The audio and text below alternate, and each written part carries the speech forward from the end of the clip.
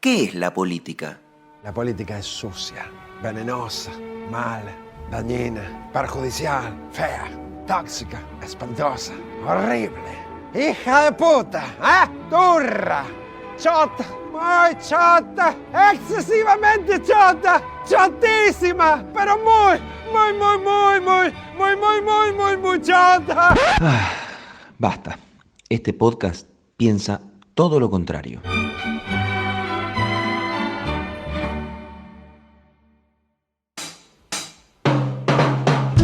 Bienvenidos a un nuevo episodio de No Hablen de Política, un podcast para hacer todo lo contrario. Mi nombre es Alexis Grierson, estamos junto a Leandro Lora, a Tomás Cogliatti de los Controles Centrales. Somos un grupo de amigos que hemos decidido hacer un podcast, hablar de política. Somos 5 amigos chorros de profesión. Pero además, hacerlo en esta saga que hemos denominado En Cuarentena, cada uno desde nuestras casas, analizando un poco lo que va pasando en la política, con los movimientos, con las medidas y con diversos análisis que se despegan durante esta semana. Leo, ¿cómo estás? Ale, ¿cómo estás? Bien, aquí estamos muy entusiasmados por este episodio en particular porque creo que tiene muchos temas para desarrollar y para hablar que son bastante interesantes y no sé si esperados en su discusión en algún momento anterior. Uh-huh. Primero decirles que la saga En Cuarentena se va a extender de forma obligada, por lo menos hasta la semana o el fin de semana del 10 de mayo. Eso lo decidió el presidente Alberto Fernández junto a los gobernadores. Si bien ya se empieza a flexibilizar y se esperan los picos en paralelo, los picos de la pandemia para esas fechas, se decidió como mínimo esperar o mantener el aislamiento obligatorio social y preventivo. Y somos muy conscientes que hay mucha gente, muchos argentinos, muchas argentinas que están necesitando volver a su vida cotidiana para recuperar lo habitual. Entre lo habitual, el modo de ganarse el sustento. Y debemos hacerlo, debemos dar ese paso, sabiendo que tenemos que ser muy, pero muy cuidadosos de no exponer en riesgo a nadie.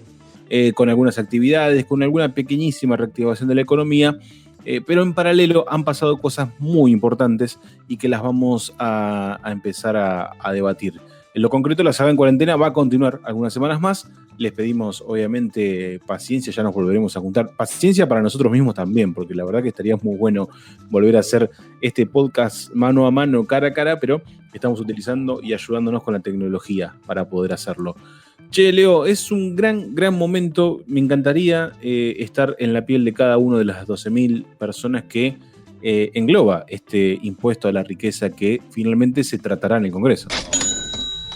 Así es. Te encantaría estar dentro de esas 12.000 personas. Bien, es Sí. un buen dato a tener en cuenta. Si trabajas y te esfuerzas, lo conseguirás.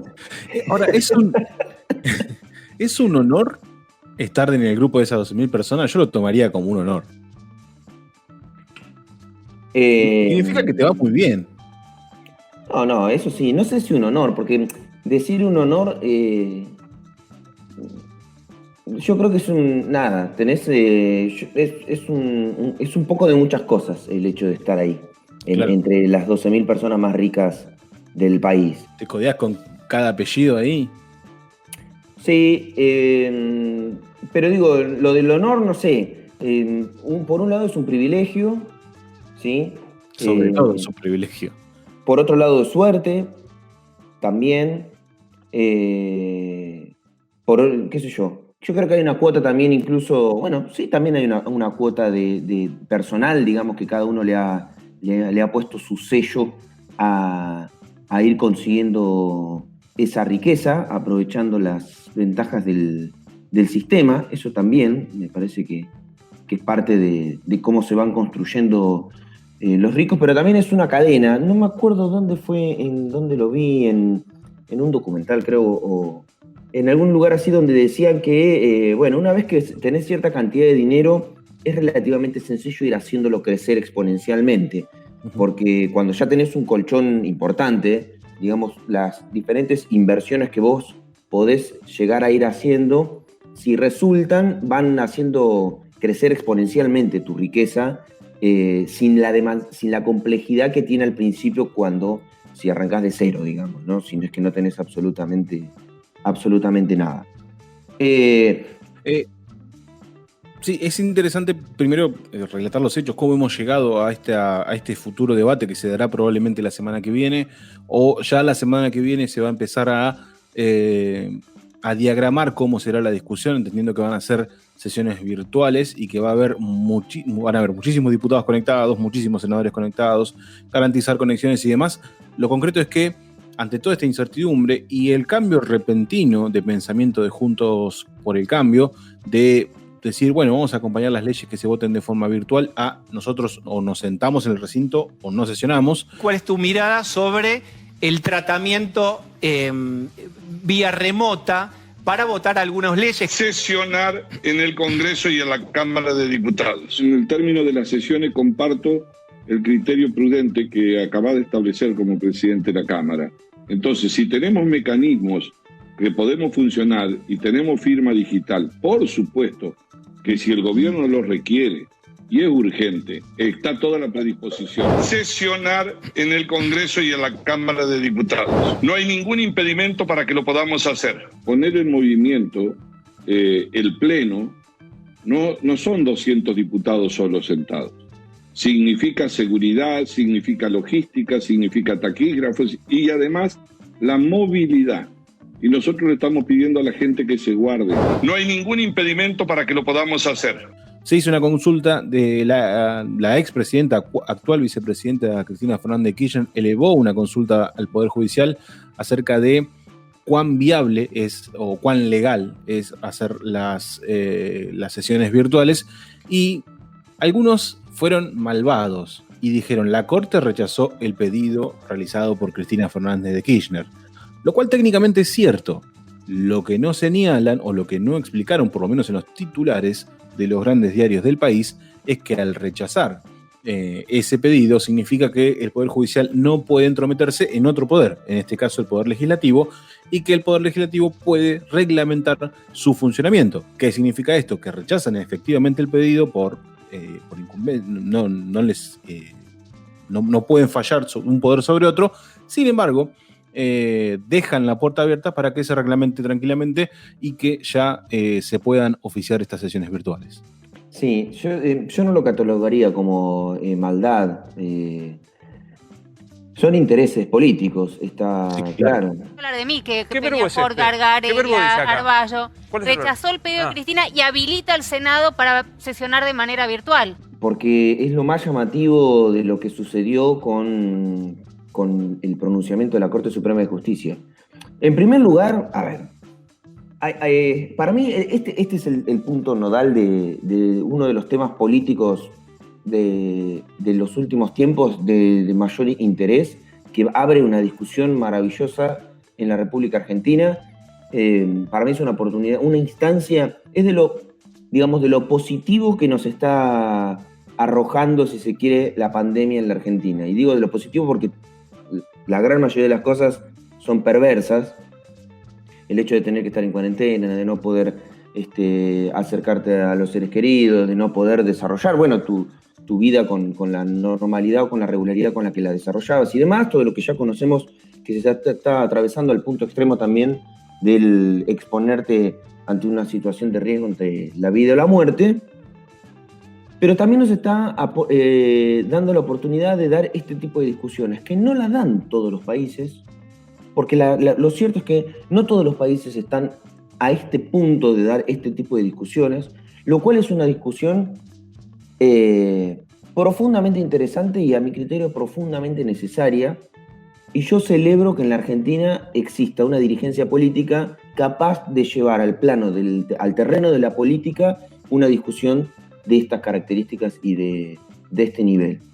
Y además, porque desnuda un montón de cosas. Una de las cosas que desnuda nuevamente es cómo operan los poderes mediáticos, informativos, los intereses económicos y empresariales detrás de las empresas de comunicación, al punto tal de que cuando la Corte Suprema emite su resolución respecto de lo que dictó, de lo que había consultado la presidenta del Senado, los medios salen a decir: Cristina perdió.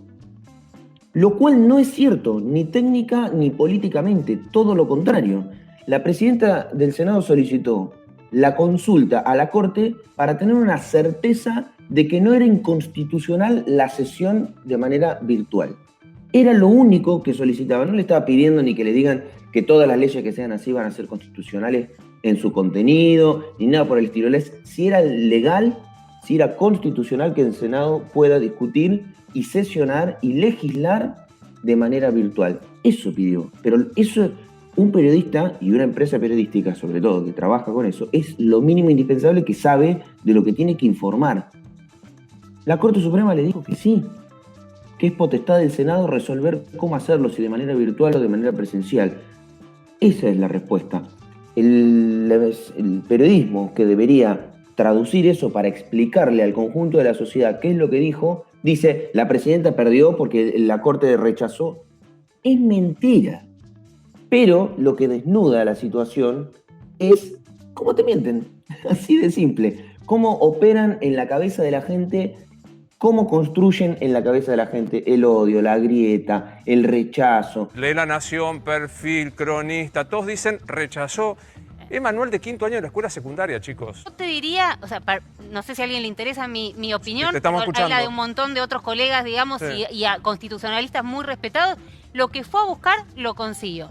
¿Que le rechazaran la acción? Era ¿Fue a perder? de certeza, ¿Para qué fue a buscar? Entendelo, Romy. ¿Para Porque qué es fue a político, buscar? Marian, ¿Por qué no lo es dijo jurídico, directamente? Es político. No fue a ganar nada, Se no abre ganó el paraguas nada. frente a No ganó nada, lo podría haber hecho como lo está haciendo impugnaciones. diputado. Lo primero que quieren Abre tratar y es el lo hace, impuesto a la tiene su riqueza, no es, reglamento. no, bueno. Pero Romina, es un principio básico del... ¿Vos decís que la presidenta del Senado fue a la justicia para perder un juicio? Fue a buscar la declaración de certeza que se está Que llevando. no se la dieron, le dijeron, señora, no puede, vaya a los libros y vea que usted tiene No capacidad. necesita ninguna Sí, dice certeza, eso. está en el libro, le dijeron. Le dijeron que vaya al manual de instrucción de quinto año. No le Sí, dijeron. bueno, Ni la trataron de burra ni a ella ni a Graciana Peñafort, por más que a muchos le... Entiendo, digamos, No, pero que hay una quiero cuestión decirte una cosa, político-ideológica. pero Graciana Peñafort... Y la verdad que la templanza que tiene Cristina Fernández de Kirchner es suficiente como para sobreponerse a situaciones de estas características todo el tiempo. Es como, yo siento ya que para Cristina es una suerte de... no quiero utilizar una guarrabasada que la utilizaría si no estuviésemos grabando, ¿no? Pero es como, la verdad me importa poco lo que digan porque ya, digamos, ya he superado esa discusión como para ponerme a discutir a ese nivel. Siento que son como un montón de vocecitas que empiezan a tirar cosas. Yo lo importante ya lo conseguí, que es que puedo sesionar de manera virtual. De hecho hay un tuit de Cristina, ¿no? Que casi hasta irónico. Dijo, listo, salió el fallo de la Corte, el Congreso de la Nación ya puede sesionar virtualmente y nadie podrá cuestionar esa modalidad para la sanción de las leyes. Fin, saludos a todos y todas. Casi... Listo, bueno, listo, hasta luego. Listo, chao, hasta luego, sigo con lo mío, sigan ustedes discutiendo otro tipo de cosas. Es interesante y yo quiero traerlo también un poco a la discusión. Una cosa muy particular que es, el año pasado, en la primera temporada, lo hablamos en el evento, en No Canten de Política, lo hablamos un poco al inicio de toda esta saga en cuarentena, de lo que es la grieta, ¿no? De qué componentes forman una grieta, cómo funciona la grieta y un montón de cuestiones. Ahora, lo que estamos viendo, yo creo que lo que estamos siendo testigos en este tema en particular es cómo se está reconstruyendo la grieta en base a un tema. Quizás uno de los temas más importantes de los últimos tiempos. Me atrevo a llevar a el análisis que sigue post 125, digo. No hay otro tema tan controversial como el que acabo de mencionar y como el que estamos discutiendo ahora. Y fíjense el sistema, digo, pasamos de un Mario Negri, que es jefe de bancada de Juntos por el Cambio, a decir al principio, sobre todo en un momento de colaboración de Juntos por el Cambio y del Frente de Todos en todos sus niveles, de, bueno, ¿saben qué? Vamos a acompañar con las leyes que sean necesarias para cuidar a los ciudadanos, vamos a brindar las herramientas y disponer de las herramientas posibles. De ese momento pasamos a, primero, los puntapiés de los medios para decir el impuesto a los ricos, el impuesto K de los ricos, el impuesto incluso se buscó por medio de notas de opinión empezar a embarrar la cancha para decir, ojo, que si esto no agarra la clase media, es un nuevo impuesto a las ganancias. Empezó a generarse así, siguió con un cambio de postura recontra llamativo de Mario Negri, es decir, o en recinto o nada, y siguió profundizándose obviamente con la cuestión mediática hasta generar ya dos posturas muy claras. Está claro que el Frente de Todos se va a enfilar detrás de la decisión del presidente de aplicar un impuesto a 12.000 personas, son exactamente 12.000 personas que cuentan con un patrimonio enorme y que tienen el plus de haber tenido la posibilidad de blanquear dinero sin necesidad de pagar impuestos, a 12.000 personas, ¿sí? Para tratar de financiar y solventar un costo político altísimo, político, económico y social, de millones de personas que están sufriendo las consecuencias de todo tipo por esta pandemia del coronavirus. Digo, por un lado tenés eso, y por el otro tenés a Juntos por el Cambio, que ya adelantó que no va a acompañar. Habrá que ver qué pasa con el radicalismo, sobre todo, pero bueno, Mario Negri ya empezó a dar alguna pista. Pero ya quedó claro de que Juntos por el Cambio, salvo alguna directiva interna, no va a cambiar su postura, profundizada además, me parece, y viene bien para empezar a tocar el segundo tema, por una nota que firmó, que encabezó la firma Mario Vargas Llosa, pero que además tiene la presencia de Mauricio Macri, y que habla de autoritarismo, de populismo y de casi al borde de la violación de derechos humanos bajo la excusa de la pandemia. Sí, para mí es maravilloso, insisto, es maravilloso. Yo estoy fascinado con esta situación. ¿Cómo dijo? Vuelvo a reiterar, no con la cuarentena ni con la pandemia en sí, sino con las discusiones que despierta. Ay, bueno, así sí. Y me parece que cada vez es más claro el posicionamiento político, ideológico, las prioridades que tienen los distintos proyectos políticos. Está tan claro, tan evidente, y lo vuelve tan interesante al mismo tiempo a la discusión, porque, bueno, el comunicado se titula que la pandemia no sea un pretexto para el autoritarismo, algo que obviamente quienes se muestran en el ala liberal, digamos, del mundo, si se quiere, para plantearlo de una manera, hacen un endiosamiento de la libertad individual. Y lo digo así en términos de endiosamiento porque es como que eso es prioritario y es supremo por sobre, qué sé yo, por ejemplo, el bienestar colectivo, ¿no? Para poner un ejemplo concreto, hoy en una situación de pandemia donde se requiere que las personas estén en su casa para no afectar el sistema sanitario con una disparada de contagios, bueno, el libertario diría: yo tengo derecho como libertad individual a hacer lo que yo quiera, si yo quiero salir salgo y no puede venir nadie a decirme que no lo puedo hacer. Entonces, bajo esa premisa, todo el mundo podría salir hoy, ¿no? Ondeando esa bandera, y bueno, y sería imposible contener el desparramo, si se quiere, de un virus como el que estamos sufriendo. Por favor, señora. Por favor, le pido. Claro, dice, no estoy contagiando a nadie. El tema es que es para que ella no se contagie, además. Es para que ella no se contagie. Y además, si todos piensan así, salimos todos, ¿no? Y me gusta ese ejemplo así extremo, porque es básicamente de lo que se está hablando. Hay una cuestión prioritaria sobre la situación económica, y esto también es real. Yo creo que hay un miedo en un sector importante respecto de la situación económica, y que, bueno, que tienen estas respuestas o estas reacciones. Y además vuelve a desnudar algo que yo no sé si lo dije acá o lo expresé en Twitter hace unas semanas atrás, que ¿te acordás que charlábamos sobre, a mí me llamaba poderosamente la atención el protagonismo que estaba teniendo Spert? Sí. ¿No? ¿Te acordás que yo dije, ¿por qué Spert está todos los días en todos los medios de comunicación? ¿Cómo anda, Spert? Hola, buenas noches. ¿Todo bien? Muy bien. O sea, en carácter de que, más allá de que fue candidato a la presidencia de la Nación, sacó el 1%. Spert recorre más los canales de televisión que la izquierda. Que la izquierda sacó más votos que Spert, si vamos al caso. ¿Por qué Spert recorre más canales que la izquierda si no hay ninguna diferencia entre estos dos actores o entre estas dos posiciones políticas y económicas en términos de votos y de representación popular, si se quiere.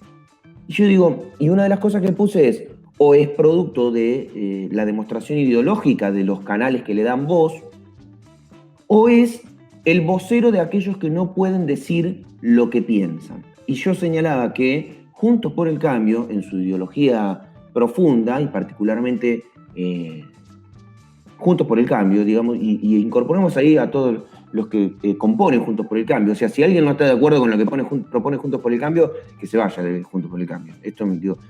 Si no, metemos a la coalición cívica, al radicalismo y al PRO bajo esta ideología y forma de pensar. Simple, básico, y si no, tendría que alejarse de ese espacio político. Lo cierto es que estos tres espacios están allí, piensan de esa manera, pero era difícil manifestar lo que estaba manifestando Espert, dadas las condiciones sanitarias y de emergencia. Entonces digo, bueno, Espert viene a ser el vocero de este sector político que no puede decir lo que piensa en el contexto de administración. Bueno, hoy ya lo empiezan a decir. Eso que antes decía Espert, ahora lo dice el mismísimo Macri en un comunicado como el de Vargas Llosa.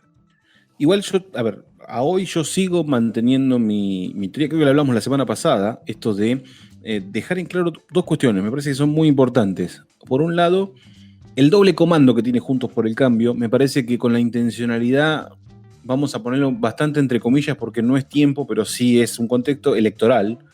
Digo, tener un doble comando de tener a Larreta generando un cogobierno con Alberto Fernández de forma muy positiva, de hecho están trabajando juntos por la pandemia y demás. Y me parece que hay una cara un poquito más real de Juntos por el Cambio, que es la que tiene la firma de Macri en este comunicado. Me quiero quedar con una frase del comunicado, con dos frases en realidad, y que vienen, digo, cuando tratamos de explicar la relación entre el impuesto a la riqueza, el rechazo de Juntos por el Cambio y este comunicado. Les voy a leer 2 o 3 frases del comunicado en sí para que entiendan. Digo, en las dictaduras de Venezuela, Cuba y Nicaragua, la pandemia sirve de pretexto para aumentar la persecución política y la opresión. En España y la Argentina, dirigentes con un marcado sesgo ideológico pretenden utilizar las duras circunstancias para acaparar prerrogativas políticas y económicas que en otro contexto la ciudadanía rechazaría resueltamente. ¿Cuál es una de las medidas que la ciudadanía en condiciones normales, según entiende este comunicado, rechazaría? El impuesto a la riqueza. No es casual tampoco, digo, independientemente de quiénes lo firman, Mario Vargas Llosa es el principal, digo, es premio Nobel de Literatura y etcétera. Está el expresidente José María Aznar, expresidente de España, Macri, hay un expresidente mexicano, Ernesto Zedillo, Álvaro Uribe, Luis Alberto Lacalle, que es expresidente de Uruguay. Bueno, hay una larga fila de firmantes de toda Latinoamérica, pero hay una firma que a mí particularmente me hace conectar todo lo que venimos hablando en estos 20 minutos, lo conecta con una sola firma, que es la de Alejandro Roemers. ¿Quién es Alejandro Roemers? Una de las 12.000 personas que va a tener que pagar impuesto a la riqueza en caso de que ese proyecto se apruebe. No solo eso, sino que además es un empresario que está sospechado de estar detrás del mega negocio de los test del coronavirus. Los Roemers, se sabe, son los dueños del laboratorio. Roemers, el amarillito, el que hace el Lotrial, Sertal, un montón de medicamentos muy pero muy utilizados. Son tercera generación de laboratoristas. El que fundó el laboratorio es el abuelo de Alejandro. La familia tiene una fortuna que la revista Forbes estima en alrededor de $3.000 millones. Son la tercera fortuna del país, detrás de los Roca y de los Bulgeroni. Bien como todo, la pandemia, la discusión política, las ideologías, los firmantes y los textos, todo tiene correlación. Digo, me parece que es interesantísimo la charla justamente por eso. Digo, este tema en particular, el impuesto a la riqueza, une todos los puntos, todos. No solo en posicionamiento político, sino también en dónde se para cada uno y además, vinculados con una pandemia. Digo, que esto creo que también lo hablamos hace unos episodios atrás, digo, que la pandemia no nos tape la política. Y digo, si hay algo que se está haciendo y mucho en este último tiempo es política. Digo, no solo en una política sanitaria de cuidado y que obviamente el mensaje nuestro siempre fue que hay que respetar las decisiones de gobierno, sea cuales fueren, sino que además hay una política de hacer entender la gravedad del asunto, la gravedad económica del asunto, las respuestas rápidas. Incluso propios dirigentes de Cambiemos, de Juntos por el Cambio, han valorado las rápidas respuestas a algunas cuestiones vinculadas a, por ejemplo, el lío de los bancos de hace 3 semanas, que lo catalogamos como un error y seguimos considerando que fue un error. En líneas generales hay una muy buena acción, incluso a sabiendas de que vamos a estar ante las puertas de una crisis económica y social probablemente similar a la del 2001, para entender la gravedad. Yo sé que son hechos incomparables, pero para dar cuenta de la gravedad y de la agudeza de la situación, estamos ante las puertas de una situación muy similar en términos de desempleo, de pobreza, de obviamente situaciones sociales delicadísimas, de hambre. Lo que pasa también en las cárceles bonaerenses es otro, cárceles de todo el país, es otro puntapié, de toda esta situación. Y aún así, hay un sector del gobierno, un sector opositor, que sigue generando esta traba y generando esta grieta con fines meramente electorales. Independientemente de la ideología, me parece que hay una funcionalidad de retener un porcentaje del electorado obtenido el año pasado para lo que viene. Quizás Horacio Rodríguez Larreta sea esa figura, de la que Juntos por el Cambio se aferre, pero Horacio Rodríguez Larreta, ¿representa realmente Juntos por el Cambio? Pregunta número 1. Pregunta número 2. ¿Horacio Rodríguez Larreta es quien dice ser en este escenario? Y la pregunta número 3, ¿qué diferencia hace Juntos por el Cambio entre los dirigentes que gestionan, como Horacio Rodríguez Larreta, intendentes, diputados, senadores, gente que tiene cargos y gente que está fuera del escenario político? Y menciono solamente a 3 personas que casualmente son 3 firmantes de este documento: el expresidente Mauricio Macri, la ex ministra de Seguridad Patricia Bullrich y el ex ministro de Cultura, secretario de Cultura Darío Pérfido. Y de esos 3 hay 2 que pertenecieron al gobierno del 2001, de la crisis del 2001. Insisto, esto es estamos dando vueltas sobre lo mismo, pero porque el tema amerita y junta todos los hilos y las discusiones que hemos tenido en esta saga en cuarentena. Es como el capítulo definitivo aunque vamos a seguir. Sí, yo creo que es interesante también porque expone a muchas dimensiones de análisis para tratar, insisto, desnudar ciertas lógicas que funcionan en este sentido. Es muy fácil hablar sin administrar, sin gestionar, sin hacerse cargo de las responsabilidades políticas, ¿no? que tiene que llevar adelante quien está al frente de un ejecutivo, ¿sí? Ya sea a nivel nacional, provincial, municipal, y esta situación lo desnuda. Es decir, es muy fácil advertir cómo una cosa es hablar y exponer postulados ideológicos y otra cosa es administrar la cosa pública. Y ahí lo tenés, a Larreta acordando con Alberto Fernández todas las distintas instancias que se vienen realizando, y tenés a los voceros que no administran ni están gestionando nada en términos de la administración de lo público, ¿no? Porque para mí lo que están gestionando, justamente están gestionando el odio, están gestionando la división, están gestionando postulados ideológicos, porque esta también es otra. Vos recién leías un fragmento del comunicado que sacó este grupo de integrantes liberales.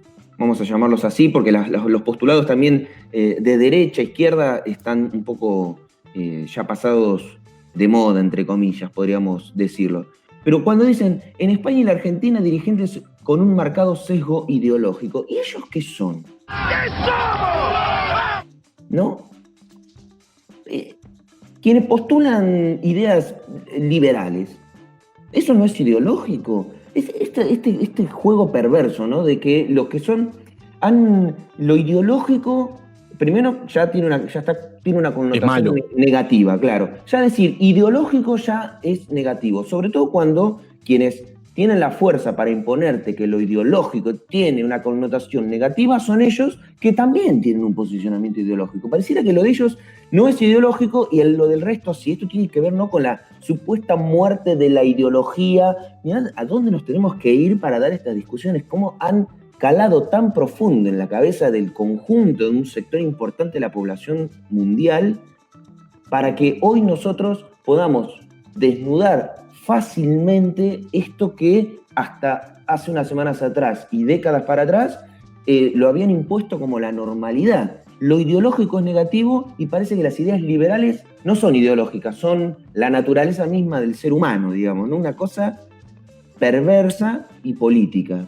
Y con un agravante muy, muy claro que explica y expresa la situación. Digo, el comunicado es ideológicamente claro, me parece que no deja margen de dudas de cómo piensan los firmantes, de qué creen los firmantes, y a nuestra forma de ver la política quizá es atenta, digo, me parece que es hasta repudiable en cierto punto, porque atenta contra la política. Ellos creen que la política es mala y lo están expresando en un comunicado.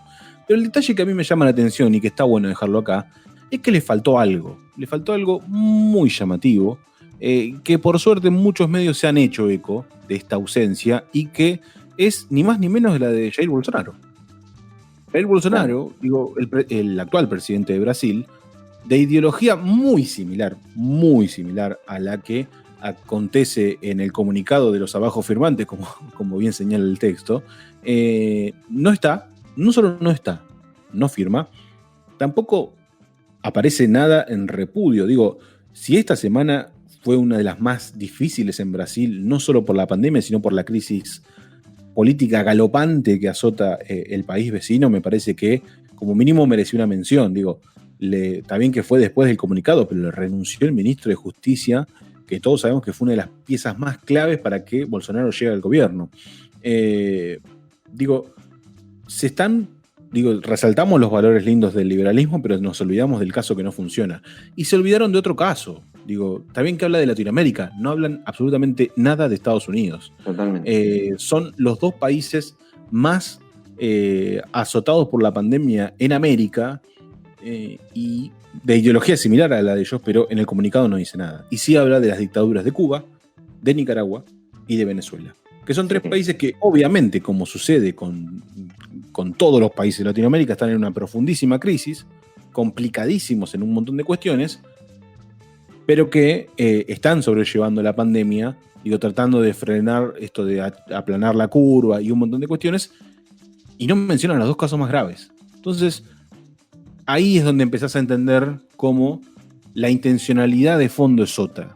No es la de denunciar la violación de derechos humanos, la oportunidad de que aparezcan los autoritarismos y demás. Lo que se está haciendo es decir, muchachos, la izquierda es mala, o por lo menos los gobiernos progresistas son malos, o la política es mala. Vamos más a fondo, hasta el final de la cuestión. Muy chata. Lo peligroso es que aparecen personajes o... Sí, perdón, digamos, la política mala, podemos ir incluso más allá y decir lo prioritario es la economía, y incluso podemos ir más allá en el desarme. Nosotros somos los que tienen los intereses afectados, ¿no? Claro. O sea, nosotros estamos hablando por los intereses propios nuestros que son económicos. Pero nuestros, o sea, de los abajo firmantes, que algunos no llegan a estar alcanzados por el impuesto, pero somos los voceros de esos intereses. O sea, es tan alejado, digamos, incluso de una discusión política honesta, seria. Somos los voceros de los intereses que se pueden ver afectados, y particularmente en Argentina, con la discusión que se pretende dar con el impuesto a las grandes fortunas. Por eso es tan maravilloso esto que se abre como discusión, y que incluso yo lo ataría con lo que sucede en los penales, en las unidades penitenciarias, con las personas que están privadas de su libertad. Yo lo ataría con eso también. Porque otra cosa a desarmar en términos de analizar lo que uno ve, lo que uno lee, lo que uno escucha, es una de las cuestiones vinculadas a cuáles son las condiciones, ¿no?, en las cuales se está en las unidades penitenciarias. En qué condiciones de salubridad, ¿sí?, digamos, recordemos que las personas que están detenidas, bueno, están detenidas porque cometieron delitos. Ahora, la discusión es en qué condiciones están detenidas. Esa es una cuestión a discutir de manera urgente, a evidenciar y a resolver, sobre todo. Eso por un lado. Pero otra cosa mucho más interesante que pasaba en las imágenes de estos últimos días de ver con preocupación lo que sucedía, por ejemplo, en la cárcel de Devoto, es cuáles son, a qué sector social, podríamos decir, corresponden las personas que están detenidas. Que es una discusión ya agotada en el sentido de que ya se sabe en términos por lo menos desde analíticos o de personas que discuten el tema, pero para el común de la gente, para tal vez quienes, nada, no es algo que sea de su tema de discusión todo el tiempo y que tal vez recurran a los discursos facilistas y perversos de ese tipo, hay que matarlos a todos, ¿no? Entre comillas, dichos muchas veces. Un minuto necesitan simplemente de prestar atención a esas imágenes, borrar el hecho en sí y prestar atención a los rostros, prestar atención a qué sector social corresponden. Y ahí nos damos cuenta de que ricos no hay. Ricos no hay. Y la discusión en torno a la riqueza es otra, mucho más interesante además, que es que tiene que ver con cuál es el poder que en este mundo te da el dinero. Por ejemplo, un poder para que muchas veces ciertos sectores...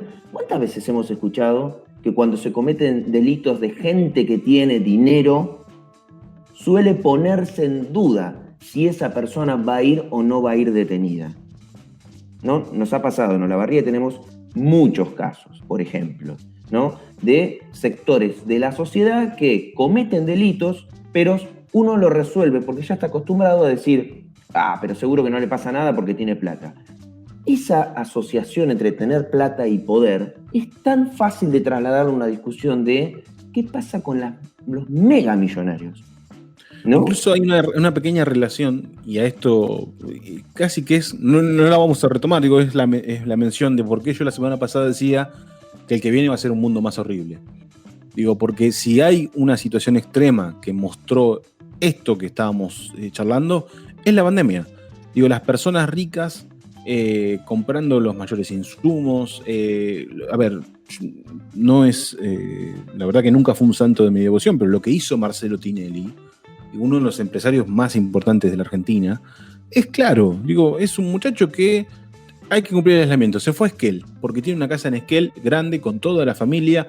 Volvió, hace poco se mostró organizando o reorganizando su programa de televisión sin medidas sanitarias, sin barbijos, rompiendo la cuarentena porque no estaba en su casa. Digo, empezás a ver cómo quienes tienen mayor poder, porque tienen mayor capital, son aquellos que van a tratar de sacar ventaja aún en este contexto. Entonces, a eso me refería con que por ahí el mundo que viene puede ser más horrible. Sin embargo, hay oportunidades de que el mundo sea menos horrible, y justamente es esta, la de aplicar un impuesto para aquellos que tienen más, y que yo creo que, me parece que esta es una conclusión, una de las primeras conclusiones que vamos a arrojar en este podcast.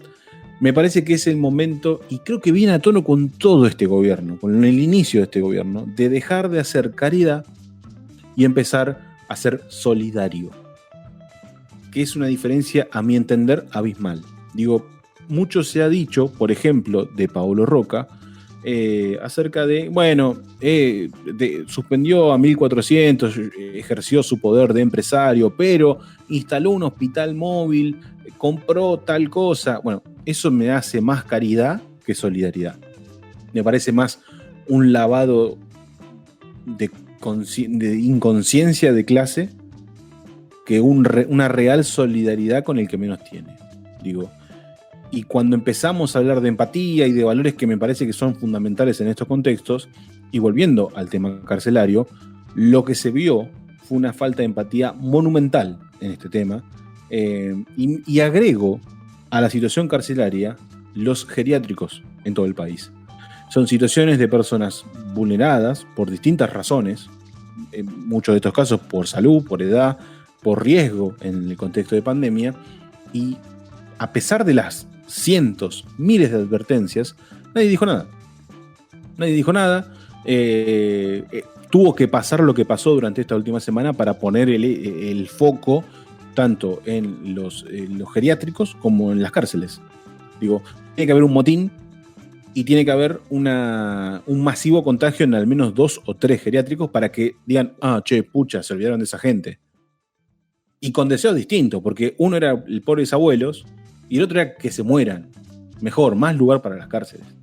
Entonces, fíjense cómo todo siempre termina dando una vuelta. Me parece que esto del mundo horrible es porque arroja valores negativos en algunas cuestiones, pero es una gran oportunidad para darnos un debate político que creo que Argentina está preparada para darlo.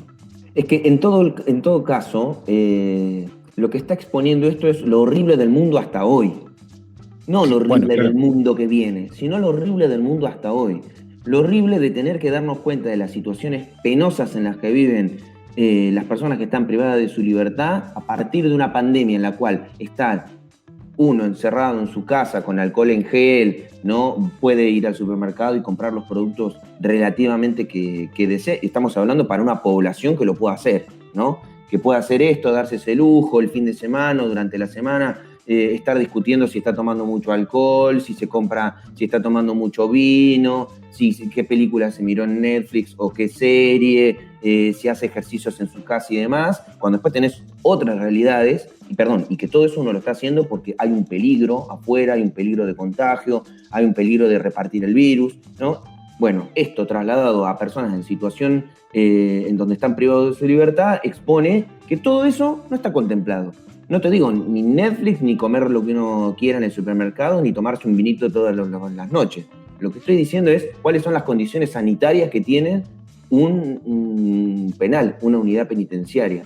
Pero además, ese es el mundo en el que vivimos hasta hoy y seguimos viviendo. O los geriátricos, ¿no? ¿Cuál es la política para los adultos mayores? Por ejemplo, ¿cuál es el trato, el vínculo que tenemos como sociedad con los adultos mayores? Incluso renegamos muchísimo de la fila de los bancos. Hasta lo repudiamos como un error, justamente porque no hay una política pensada, una política pública, y que no es achacarle a este gobierno, es achacarle a muchos años. Lo mismo caso el Servicio Penitenciario Bonaerense, por citar otro ejemplo. Son muchos años de no pensar políticas públicas para sectores excluidos. Y cuando pasan este tipo de acontecimientos únicos, es donde explota todo. Claro, pero tener la posibilidad de preguntarnos más allá, decir esas preguntas que han sido tan insistentes y que son como los resquicios del mundo establecido, que es la de, no solamente preguntarnos cuáles son las condiciones de las cárceles, sino preguntarnos quiénes llegan a las cárceles, por qué llegan a las cárceles y cómo hacer para que no lleguen a las cárceles.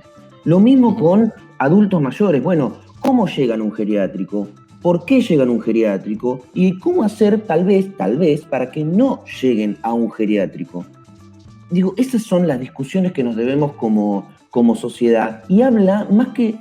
Yo estoy de acuerdo con el término solidaridad, pero también hablaría del término de justicia. Hay que tratar de rediscutir qué entendemos por justicia, porque cuando hablamos de que un mundo es justo o que es injusto, es porque nos paramos sobre el sistema que hemos construido como tal para construir al mismo tiempo qué entendemos como justo. Porque dar la discusión del impuesto a la riqueza o a las grandes fortunas, para el sector de los ricos, no es justo. No es justo porque te dicen, nada, yo esto lo hice con fruto de mi esfuerzo y no tenés por qué venir a tocarme ni un centavo de mi riqueza.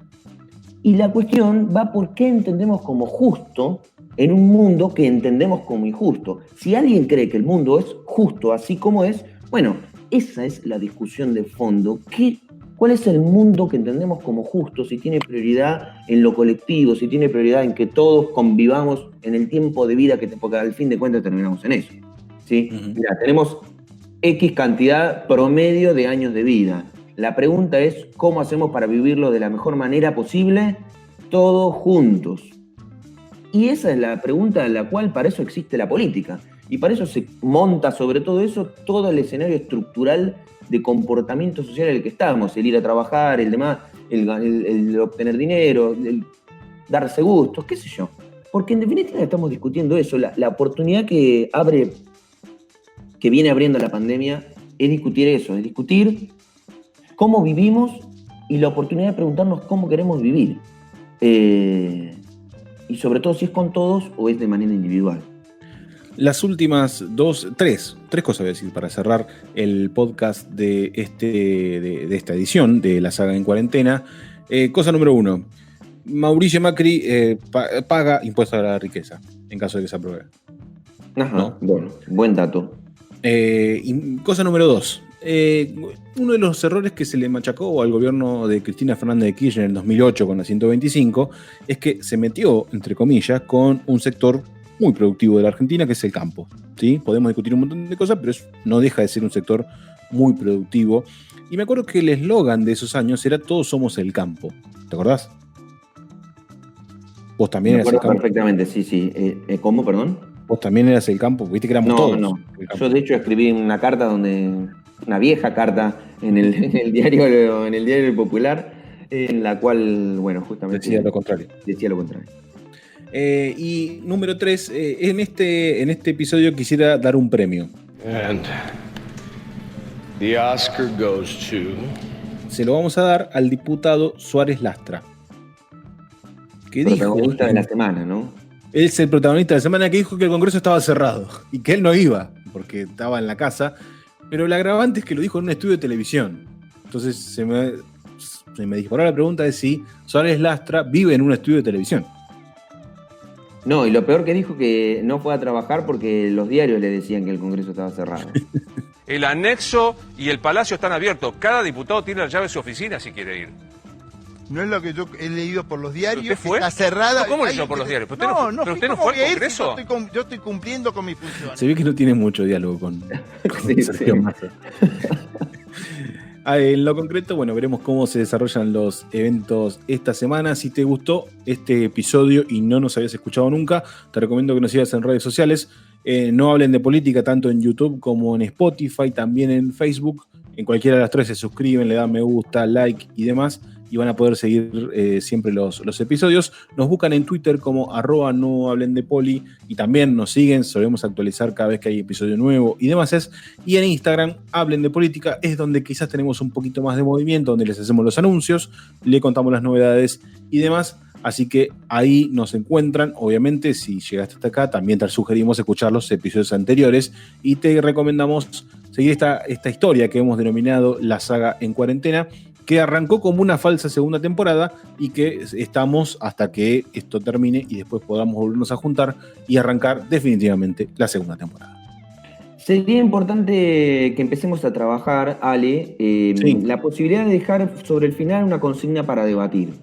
Bien. ¿Sabes por qué me parece importante? Porque aprovechamos, podríamos aprovechar para saludar a Paula Botino, quien es una periodista que nos escucha con mucho respeto, con mucha atención, con mucho cariño y suele debatir con nosotros sobre el contenido de los episodios, las ideas, los contrapuntos que tenemos. Y me parece que eso enriquece un poco el debate, que en definitiva es parte del juego en el cual nosotros nos sumamos al inventar No Hablen de Política, que es eso, es en realidad charlas de política que podríamos tener entre nosotros y las hacemos abiertas. Y los temas que estamos tocando me parece que son muy, muy interesantes y muy ricos para que quienes nos escuchan puedan también opinar. No sé si tenemos una consigna ahora, porque es como muy agarrado de las manos la propuesta. Esto es producir en vivo. Claro, sería producir en vivo. Pero estaría buenísimo que quienes nos escuchan puedan tener algún hilo de opinión sobre los temas que estamos tratando. No sé si impuesto a la riqueza sí o no, un impuesto a la riqueza más allá de que sea por única vez que pueda sostenerse, o la discusión impositiva en la Argentina, ¿no? Porque me parece que también este tema del impuesto a la riqueza reabre la posibilidad de discutir cómo está estructurada la cuestión impositiva en la República Argentina.